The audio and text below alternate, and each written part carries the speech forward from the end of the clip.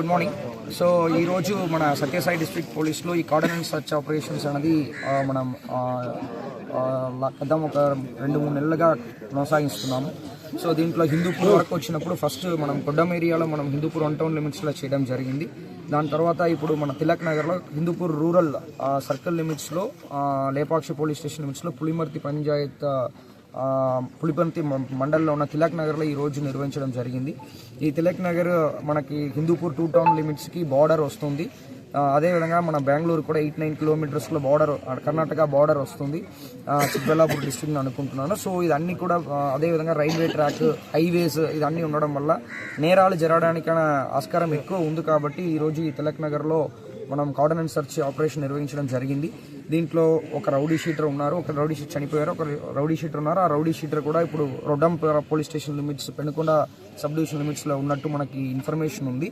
So అది కాకుండా ఇక్కడ చిన్న చిన్న నేరాలు గతంలో 2024లో మర్డర్ కూడా గతం ఒక 3-4 ఇయర్స్లో ఒక 28 అఫెన్సెస్ వరకు జరిగింది. ఇప్పుడు అందుకే ఒక ప్రజల్ని కలిసి సో వాళ్ళు కూడా ఒక అవేర్నెస్ కలిగించినట్టు ఇప్పుడు డ్రోన్ అనేది మనం ప్రయారిటీ ఇస్తున్నాము. సో డ్రోన్తో పాటు ఫ్రీక్వెంట్గా ఇలాంటి కొన్ని మారుమూల ప్రాంతంలో ఈవినింగ్ టైం కానీ నేరాలు జరుగుతున్న టైం అని చెప్పి మేము సెగ్రిగేట్ చేయడం జరిగింది.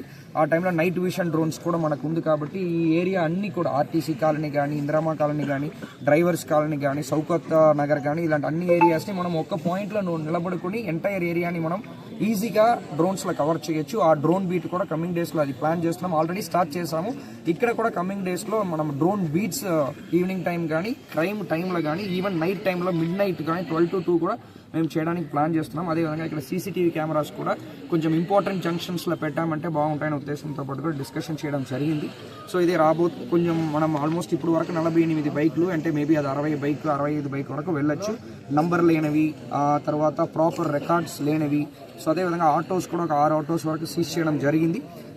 ప్రాపర్ బుక్స్, ప్రాపర్ రికార్డ్స్ లేనివి.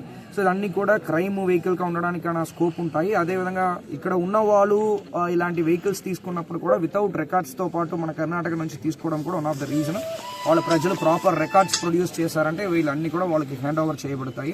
సో ఇక్కడ ఉన్న ప్రజలకు కూడా కోరుకున్నది ఏంటంటే ఏదైనా ఇన్సిడెంట్ జరిగినప్పుడు కానీ, లేకపోతే ఏదైనా డౌట్ఫుల్గా అనుమానాస్పరంగా ఎవరైనా ఇక్కడ ఉన్నారంటే కూడా ఇమీడియట్గా పోలీస్ ఇన్ఫార్మ్ చేయాలని చెప్పి కోరుకుంటున్నాము. ఈ cordon and search operation SDPO Hindupur, CI Hindupur rural, SI Lepakshi and other officers కూడా వచ్చారు. దాదాపు 120 మెంబర్స్ వరకు ఈ క్యాష్ ఆపరేషన్లో పాల్గొనడం జరిగింది. సో రాబోతున్న రోజుల్లో కూడా ఇది కొనసాగిస్తాయి.